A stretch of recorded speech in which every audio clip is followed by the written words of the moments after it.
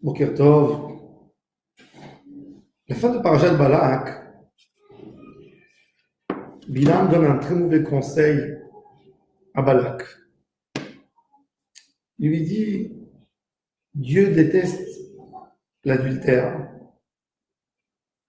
Donc essaye de faire piéger un Israël dans cette faute. Essaye de les faire piéger sur cette faute. Et Balak appelle les filles de Moab au service de la nation, de faire piéger, de faire tomber un Israël dans la faute. Il y a une catastrophe, une grande panique. Le problème, c'est même pas le problème d'être avec une femme qui n'est pas juive, mais c'est que ces femmes, quand les jeunes du peuple d'Israël commençaient à les fréquenter, elles leur faisaient sortir des bracelets et des colliers avec des idoles, des statues, elles leur disaient embrasse. Eux, pour ne pas les déplaire, etc., ils embrassaient, ils faisaient de l'idolâtrie. Et Akadosh Baruch Hu dit à Moshe Rabbeinu, punit les chefs de tribu qui ne surveillent pas leurs élèves. Et là, tout d'un coup, regardez ce qui se passe. Le chef de la tribu de Shimon, qui s'appelle Zimri ben Salou, il fréquente une fille midianite, de Midian. Et il vient devant mon cher Rabbeinu avec cette femme. Et il dit à mon cher Rabbeinu, elle est autorisée ou elle est interdite, cette femme que je fréquente? Et Moshe lui dit, elle est interdite. Il lui dit, ma femme, c'est une midianite, mais toi, tu as oublié, quand toi, tu t'es sauvé de Pharaon, t'es parti où? À Midian. T'as épousé qui? T'as épousé Tzipora. Tzipora aussi est midianite. Tzipora aussi vient de Midian. Moshe lui dit, il y a une différence fondamentale entre Tzipora et la femme que tu as toi, Cosby, que ma femme est convertie. Ma femme n'est pas idolâtre. Ma femme, elle croit en Hachem. La tienne, non. Et il lui dit, pour moi, il n'y a pas de différence. Ça n'existe pas la notion de conversion. Ou c'est Midian ou c'est pas Midian. Il perturbe Moshe devant tout le monde. Pinchas, le petit-neveu de Moshe Rabbeinu, petit-fils de Aaron HaKohen, le fils d'Elazar, fils de Aaron HaKohen, c'est-à-dire le petit-fils de son frère. Vient chez Moshe et lui dit, Moshe, j'ai le droit de punir cet homme, le chef de la tribu de Shimon, et Moshe a oublié la halakha, la règle. Am Israël est en train de pleurer quand ils ont vu que Moshe ne répondait plus rien. C'est-à-dire il a perdu le contrôle quelque part sur Am Israël. Pinchas, qu'est-ce qu'il fait? Il rentre dans la tente de Zimri ben Salou et il le tue avec cette femme Cosby parce que Zimri, c'est-à-dire une des images les plus célèbres dans Am Israël, il dit je faute. On a le droit, vous avez le droit. C'est une invention de Moshe Rabbeinu qu'on n'a pas le droit d'épouser une Midianite ou une Moabite. Et Pinchas a tué Cosby et Zimri. Dès qu'il a fait ça, Akadosh Baruch Hu a arrêté l'épidémie qu'il y avait dans Am Israël. Combien de personnes sont mortes dans cette épidémie, vous savez? 24 000 personnes. Énorme. Un chiffre énorme. Suite au mariage mixte. On n'a rien du tout contre les autres nations. L'interdiction de la Torah pour un juif de ne pas épouser une non-juive, c'est pour ne pas qu'elle éduque les enfants loin de la Torah. L'homme a l'habitude de suivre le chemin de ses parents. Et si elle va éduquer ses enfants de la même manière que ses parents l'ont éduqué à elle, les enfants continueront pas le chemin de la Torah. Et c'est pour ça que la judaïcité est transmise par la maman et pas par le papa. Parce que quand la maman elle a des racines juives, même si la maman n'est pas pratiquante, elle a sa famille. Les enfants suivent normalement la famille de la maman. Ils sont plus attachés à la famille de la maman. Parce que quand les enfants sont petits, elle va chez ses parents naturellement. Les enfants s'attachent plutôt à la famille de la mère qu'à la famille du père. Il y a des exceptions, certaines exceptions. Mais dans la norme, c'est toujours la famille de la mère qui sera beaucoup plus proche des enfants que la famille du père. Et donc, Am Israël, faire l'équilibre, ne comprennent plus la particularité de Am Israël. Et Pinchas vient lutter justement à tel point qu'il a tué le président de la tribu de Shimon. Il a fait quelque chose qui était horrible, un meurtre. Un meurtre.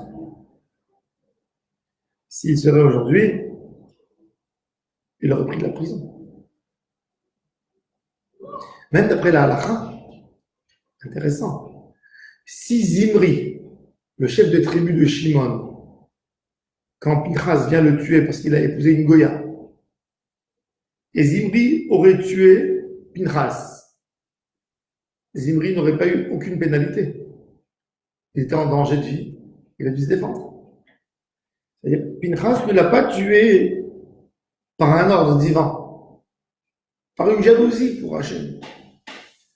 Il a vu qu'il y avait une catastrophe qui se propageait dans le peuple juif. Le peuple était devant une assimilation totale, à tel point que même Moshe a perdu le contrôle sur le peuple. Et il vient, il arrête, il a tout stoppé. Et c'est pour ça qu'Akadosh Baruch Hu lui a donné un cadeau extraordinaire. Pinchas, on lui a accordé une paracha dans la Torah. Et Akadosh Baruch Hu dit à Moshe, ce Pinchas, avec tout ce que vous pensez qu'il a fait, qu'il a commis un crime, qu'il a fait quelque chose qui était déplacé, qui n'était pas dans la mesure, non. Hineni noten avec ce mérite, il aura beriti shalom. Vaetalom les avons hara berit keunat olam. Il recevra la keuna pour lui et pour ses enfants jusqu'à la fin du temps. Et le Midrash nous dit que quand Moshe Rabbeinu ne savait pas quoi répondre, Moshe Rabbeinu s'est mis en colère sur Zimri. Du moment qu'il y a eu la colère, il a perdu toutes ses mochines, tout son savoir, et il ne savait plus comment agir. Et les vieux de Am Israël ont commencé à pleurer, et ont commencé à crier Shema Israël devant la tente de Moshe Rabbeinu. Et le Mefarshim pose la question, pourquoi ils ont dit Shema Israël? Pourquoi Shema Israël? Alors j'ai pensé, la colère, quelque part, elle vient d'un manque d'émouna. La colère, quand tu sais que tout vient de Dieu, tout ce qui se passe doit se passer, tu ne te mets pas en colère. C'est Hachem. Tu dois faire ton rôle, d'empêcher de faire la Havera, mais tu ne dois jamais rentrer en colère. Quand tu tombes dans la colère, tu t'éloignes de la Emouna. Mon cher Rabbeinu, qui était tellement lié à Hachem, qui avait une Emouna tellement grande, tellement forte, quand Moshe Rabbeinu s'est mis en colère, il a eu un problème d'émouna. Il a perdu tout de suite la voyance claire qu'il avait. Il ne pouvait pas répondre. Qu'est-ce qu'ils ont fait les vieux de Ham Israël? Ils sont venus lui rappeler la base de la émouna. Et ils ont commencé à dire à voix haute, Shema Israël, Hashem Eloheinu, Hashem Echad. Le texte de la émouna de chaque juif. La émouna dans Hachem, et ça, c'est ce qui a donné la force à Pinchas, qui a tué Zimri. Le Midrash mentionne 10 miracles que Pinchas a eu quand il a tué Zimri. Ce qu'on doit apprendre de là, Il y a deux épreuves d'Emouna. Israël a été piégé pour perdre la Emouna par la tentation de la Avodazara, la tentation charnelle. Cette tentation qui était le but, en fait, le but de cette tentation, c'était pas la Vera en soi. C'était de perdre la Emouna. C'était qu'ils vont avec les filles de Moab et de Midian, et avec ça, ils quittent la Torah. Donc, la tentation, quelque part, le but de cette tentation, c'était pas la tentation charnelle uniquement. C'était pour enlever la Emouna de Am Israël. On voit 24 000 qui sont morts. 24 000, c'est un massacre. Pour enlever cette tentation charnelle, il fallait une grande Emouna de mon cher Rabbeinu, qui s'est mis en colère. Il n'avait plus cette force pour guérir Am Israël. Le tzaddik, même le tzaddik qui propage la Emouna, il a besoin d'être chargé d'Emouna pour pouvoir donner la Emouna aux autres à côté de lui. De là, on voit une autre grande leçon. Des fois, dans la maison, on se retrouve devant une situation, à la maison des fois, nous les parents, on revient, on voit un enfant qui a fait quelque chose de très dur à la maison. Il a fait un acte qui ne se fait pas. Il a fait quelque chose qui ne doit pas se faire du tout, mais nous sommes choqués, il y a des degrés. Il y a des fois, un enfant, il fait une petite bêtise. Il fait une très très grosse bêtise. Comment affronter une très très grosse bêtise d'un enfant? Comment affronter un gros problème dans la famille? Souvent, quand on a un très très gros problème dans la famille, ça va dans tous les sens. Et là, on n'arrivera pas à guérir le problème. Mon cher Rabbeinu, quand il a vu cette histoire des milliers de juifs qui reviennent avec des Midianites, des juifs mariés, des gens mariés avec un cadre de famille, et des jeunes, des célibataires, qui reviennent tous avec des Midianites, avec une proximité pour Midian. Et il voit déjà que l'épidémie a commencé. Il perd complètement le contrôle. Il entend, il y a des morts. Et en même temps, il lui vient devant lui, Zimri, le chef de la tribu de Shimon. Et il dit: ce que tu as dit que c'est assourd de les épouser, c'est un mensonge. C'est moutard et moi j'en épouserai. Comment tu as agi dans cette situation? Qu'est-ce qu'il fallait faire? À un certain moment, quand tu vois que tes forces sont limitées, t'as pas à parler. T'as pas à donner des conseils. Si tu ne sais pas gérer la situation, n'essaye pas de la gérer. Fais une prière. Attends. Ne gère pas. Ne gère pas mal. Tu dis, je vais gérer, en même temps je vais avancer, je vais pouvoir gérer. Non, tu ne pourras pas gérer. Ça sortira du contrôle.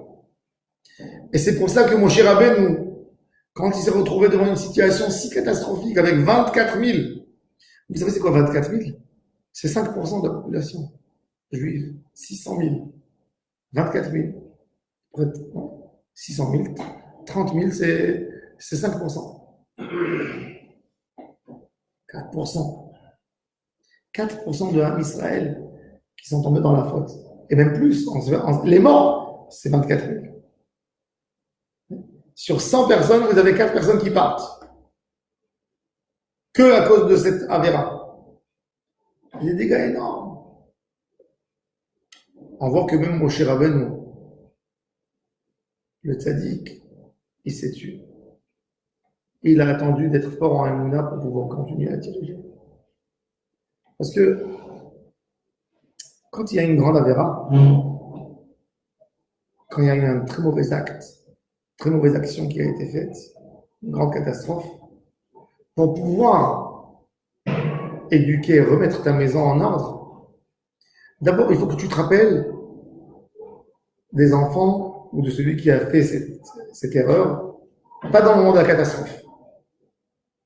C'est un homme normal, tout à fait normal, de regarder sur ses bons côtés, de regarder sur son futur. Cet homme pourra redevenir un homme normal.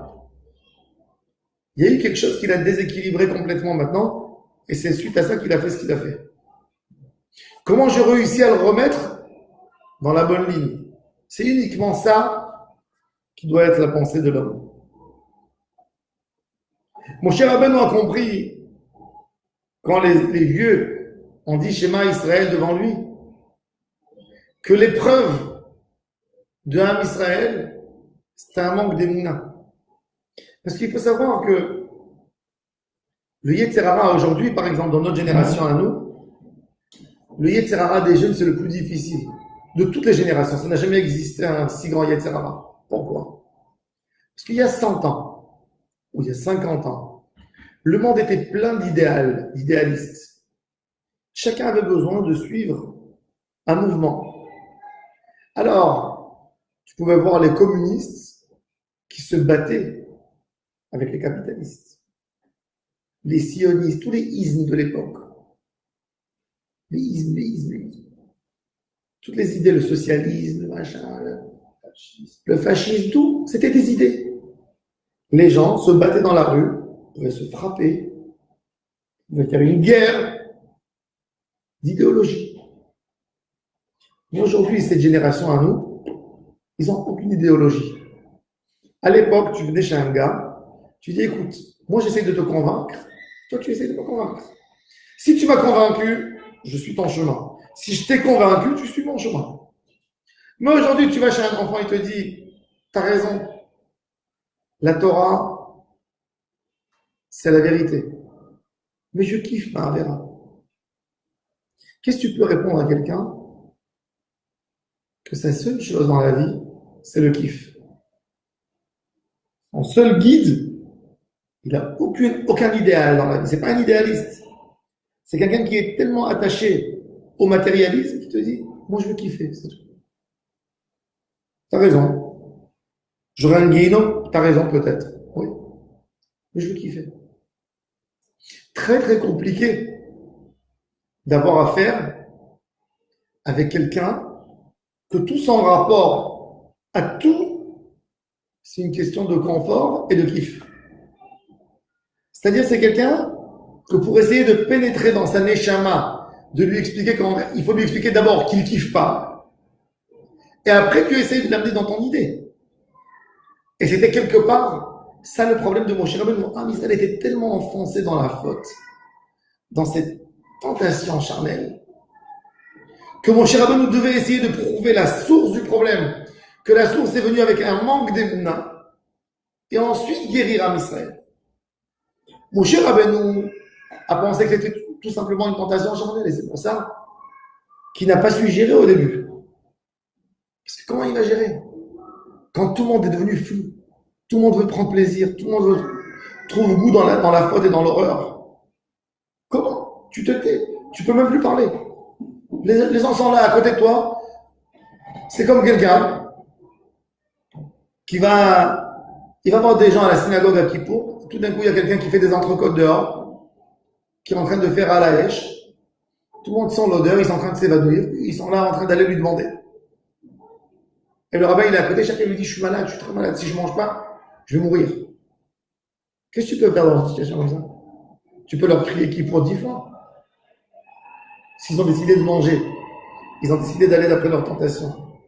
C'est un vrai problème.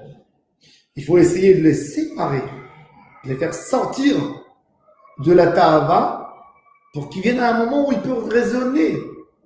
Quand la personne il est dans la ta'ava, il est dans le vide, il est comme un animal. Il ne t'écoute même pas. Et c'est pour ça que mon cher Rabbeinu, qu'est-ce qu'il fait? Quand les vieux lui ont fait un schéma Israël, mon cher Rabbeinu il a commencé à diffuser un message d'Emouna. Il n'est pas venu tuer les gens. Il n'est pas venu frapper. Il n'est pas venu crier.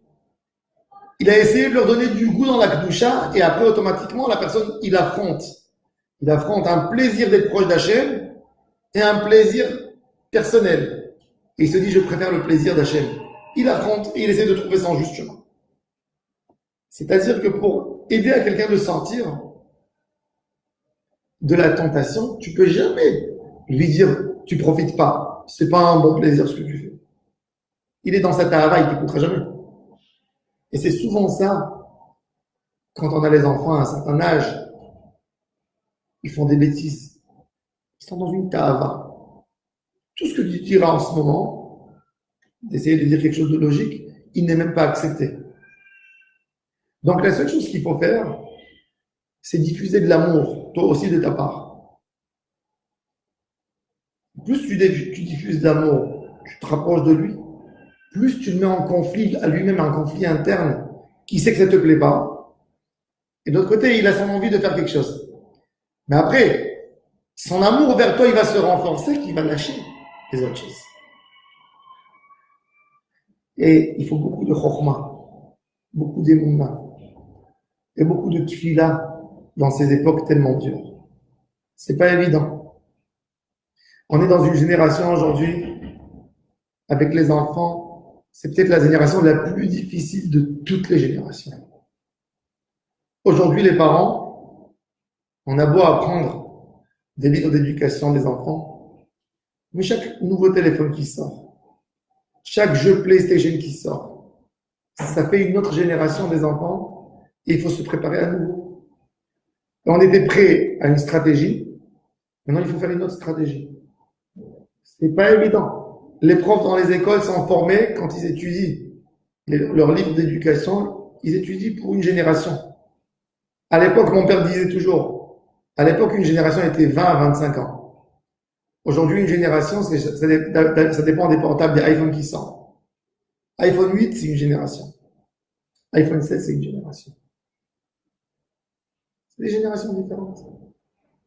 Différentes totalement. Un nouveau film qui sort, une nouvelle série qui sort, une nouvelle comédie qui sort, tous les enfants la suivent, ça devient une autre génération.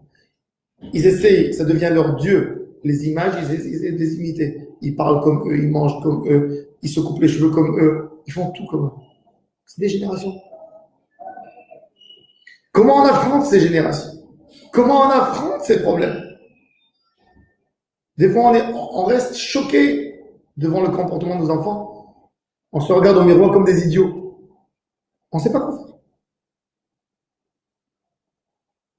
Comment je vais avoir un dialogue avec mon fils qui est tellement loin de moi pour lui expliquer que c'est si mauvais? Si moi, je ne me connais même pas. Le seul secret que tu peux toujours faire, même si tu n'es pas assez intelligent, même si tu n'es pas assez formé, c'est de donner à ton fils de l'amour sans fin et sans limite. Et quand toi, tu as un désaccord avec ce qu'il est en train de faire, si tu as donné beaucoup d'amour, ça même, ça va perturber ton fils, il va sentir une culpabilité, et il va quitter l'erreur qu'il est en train de faire parce qu'il sait que ça ne te fait pas plaisir. Mais si tu es détaché, tu as une rupture entre toi et ton fils, comment peux-tu lui expliquer? Il est dans son monde de Tahara, il est dans un autre monde, dans un monde de tout comme un tourbillon qui tourne. Il ne te comprend même pas. Quand tu lui parles, tu lui dis, mais dans la Torah, c'est une avéra. Ce que tu es en train de faire, c'est une catastrophe. Il te regarde comme si tu étais un monstre devant lui. Il ne comprend même pas ce que tu es en train de lui dire. Ça ne lui pénètre même pas. Il est dans un autre monde. Il est dans un monde qui s'appelle Ta'ava. La seule chose, le seul moyen de pouvoir le tirer, c'est de lui donner beaucoup, beaucoup d'affection. Au moins, tu as un lien avec lui. Au moins, tu es opposant devant lui. Tu rentres dans son idée. Il dit, j'aime beaucoup ça, je n'arrive pas à comprendre pourquoi c'est pas bon, mais je sais que mon père ne l'aime pas du tout. Il est en conflit d'intérêt. Son intérêt, c'est de prendre plaisir ou d'aimer son papa. Mais au moins, il y a un conflit qui se fait. Sinon, il n'y a rien du tout. Hachem Isaac de prier pour nos enfants, de s'emplir de Mouna et de Tfila, pour que nos enfants suivent derrière Hachem. Shalom Evosh, Shalom Nikalem, Lo Ba'olam Hazeh, Lo Ba'olam Haba. Amen, Kini Yiratson. Shabbat Shalom, Umekomach.